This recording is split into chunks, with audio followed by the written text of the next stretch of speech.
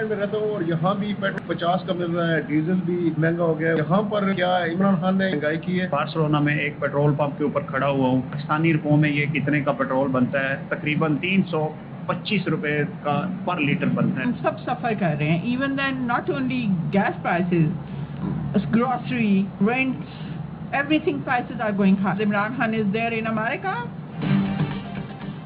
दुनिया भर में तेल की कीमतों में होशरुबा इजाफा, आम जरूरत की चीजें भी यौमिया बुनियाद पर महंगी होने लगी। क्या यहाँ भी इमरान खान की हुकूमत है? बैरून मुल्क मुकीम पाकिस्तानियों का हम वतनों से सवाल। यूरोप और अमेरिका में रहने वाले पाकिस्तानी कहते हैं इमरान खान की हुकूमत चलने दें।